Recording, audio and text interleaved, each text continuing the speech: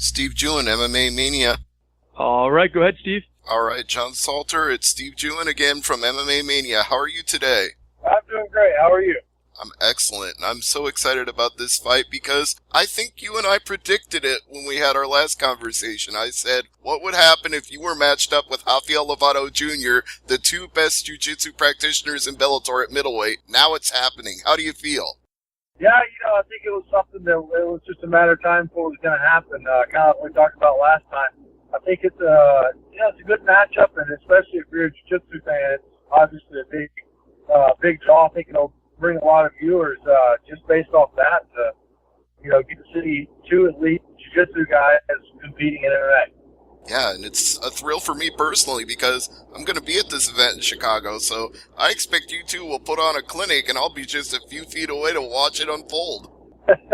Yeah, I think it's going to be, it's funny when you put two high-level guys together like that, you're going to see a lot of the basics is the best that could possibly be done, and then you're going to see some crazy stuff as well. How do you even prepare when you have a matchup like this? Because in every other fight I've seen you have in Bellator, you've just been able to dominate guys with your jiu-jitsu game, and obviously this time you can't just go in there and manhandle him. Yeah, it's tough.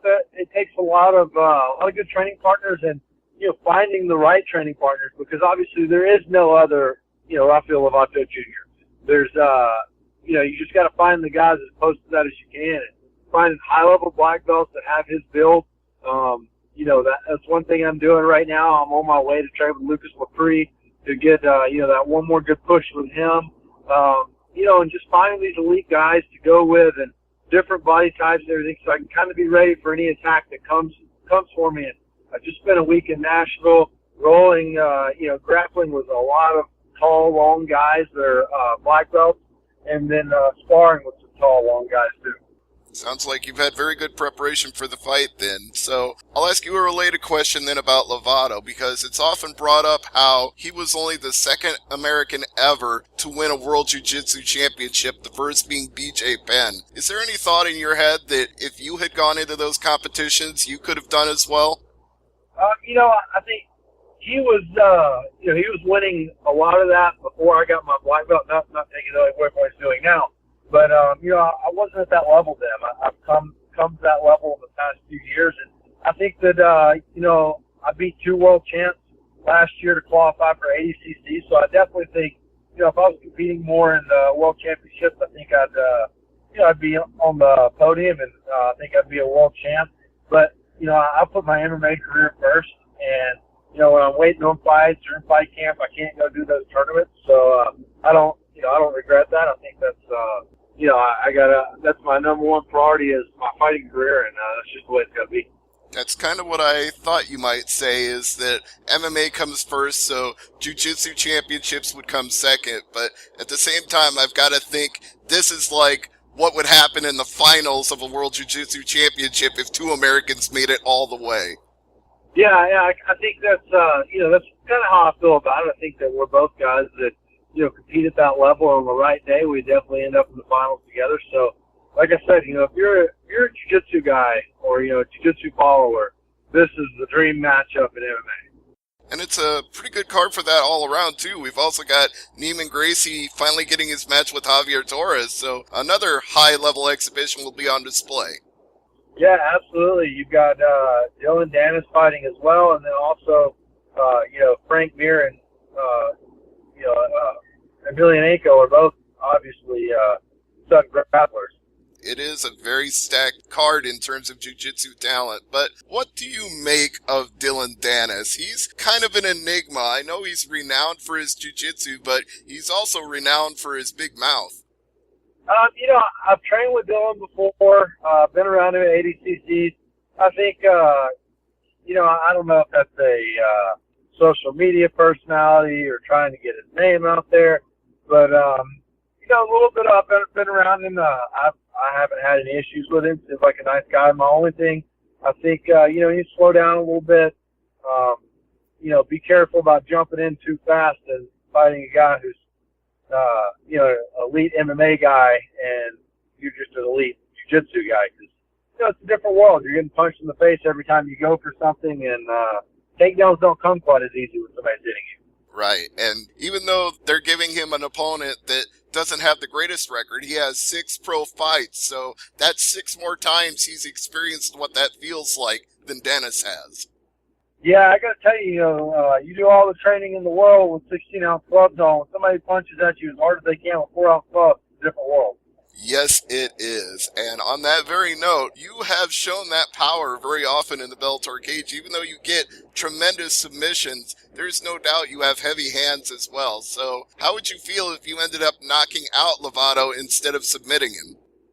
I'd be, obviously, I'm going to be happy with the win, however it comes. I think this is one of those fights where I got to go in expecting to fight in all aspects. It's not going to be straight to the ground. It's not going to be on the feet the whole time. It's going to be both and in between. So, anywhere I see my opportunity, I'm looking to finish at any time, whether it's with my hands or with my jiu-jitsu. As I was reflecting on what this fight means, I was looking back over your career, going back to the days that you were in UFC for a little while. Do you think about that at all as you've gone on this long winning streak in Bellator and ever feel like they really missed out? I think I went to the UFC so early. I was 24 years old and had been trained MMA for less than 2 years and got a call back and fight in the UFC in 6 days. So how can you say no to that, at that time? But obviously, like I said, I've been training less than 2 years. All I was a wrestler that, knew how to throw an overhand. And I had a purple belt in jiu-jitsu, but I had not been a purple belt very long. And, I went 1 and 2 in the UFC and definitely think that, if I'd have gone, a later time, I'd have been a lot more successful. But, I'm happy with where I am right now. I'm happy for that experience. And, like I said, it's experience. I fought some pretty high-level guys. I fought Gerald Harris, Jason McDonald, and Dan Miller. That's all pretty high-level fighters right there that, gave me a lot of experience out of those fights. Absolutely. And I guess then the bottom line on it would be timing is everything, because you had raw talent at that time, but after UFC, you were able to fully mature and develop that talent into the fighter you are now. Yeah, that was the thing. I knew, I had a grasp of MMA, and I was learning it. But, just like anything, it takes time, and especially a guy like me who all I'd ever done before I got into MMA was wrestle. I hadn't worked on boxing. I hadn't really done much jiu-jitsu or anything like that. So everything was new to me, and, even more than anything, I think I just didn't have the confidence in everything else other than wrestling, So everything else kind of worried me, and I think since then I've got the confidence in those positions. And I'm not afraid to be in any position on the ground. I'm not afraid to be stuck on my feet. So, it's a different world now. Where does the most confidence come from? Does it come from the fact that you've been able to roll through one opponent after another? Does it come from the belts that you've acquired as you've ranked up in jiu-jitsu, or is it a little of both? I think it's a little of both, and it's a little of training with elite guys and seeing, finding out where I am with those guys. And, that gives you a lot of confidence and, when you get in the cage, knowing that, okay, I train with these guys that are, top guys in the world, and I'm right there with them. We go back and forth, and, just lets me know I'm ready for anything that's going to come at me. Let's get a little insight into that, actually. Who has surprised you the most in recent training camp for this fight? Who's shown you something that you never saw coming and you were amazed and added that to your arsenal? Actually, out of nowhere, I wasn't even planning on training with him because he doesn't fit Lovato's matchup at all. But I trained with Paul Bradley last week a little bit and actually picked up a pretty good tip from him that I liked a lot. All right. Obviously something you don't want to divulge just in case Rafael Lovato is listening, right? That's right. It's all secret. Very good. But at the same time, I know that he's going to be looking to pick up any tricks and tips he can from watching your fight. So do you have to change the game plan at all, or do you just stick to the formula that's worked? I think stick to the formula that's worked. I think that's one thing people make a mistake with him is, pretty much changing everything they do because of how good he is in the ground. And, I get it. If you're not a guy that competes in jiu-jitsu a lot, that's a scary place to go. But luckily for me, it's not scary to end up there. So I don't have to run from a lot of the stuff that he does or try to stay away from it. And, there's a couple times with Honeycutt that I know he didn't make the decisions he would normally make because that's in the back of his mind. So that's the big thing is I think I don't have to have that in the back of my mind, and that's going to keep me in, better position throughout the fight. Do you ever worry about how judges score jiu-jitsu submission attempts? Because I watched a fight just this weekend where I thought for sure Courtney Casey had won because she was going for so many things on the ground, and then the judges ruled it against her 2-1. I'm like, were they watching the same fight I was? Because on the ground, she was winning. Yeah, I think the two things you got to worry about is so many times, obviously everybody knows this in MMA now, is, that judges come from boxing and they don't know what they're watching on the ground. At the same time, I also have to think about all those submission attempts are exhausting, and get you tired. If you're not hurting them, then, was it really worth it? It's kind of like takedown attempts. Every takedown attempt you don't get is exhausting, and, was it worth going for? So, I can see both sides of it, but, obviously you don't want to leave anything to the judges because, like I said, judges a lot of times are come from boxing and they're not understanding what they're seeing or they're not appreciating it the way that I think they should. So, anytime like that, I feel like it's dangerous to go to the judges. Absolutely. You just made my co-host very happy, too, because on Glove Up or Shut Up, he always tags every show with never leave it to the judges, because he believes that a lot of these judges, they either come from boxing or they just don't get it. We need some kind of referendum so they can all learn what jiu-jitsu is. Yeah, absolutely. If everybody, I think two things. If every judge got leg kicked before every fight, they'd respect leg kicks a little more. And if every judge is a blue belt or purple belt in jiu-jitsu, I think they'd respect, grappling a little more.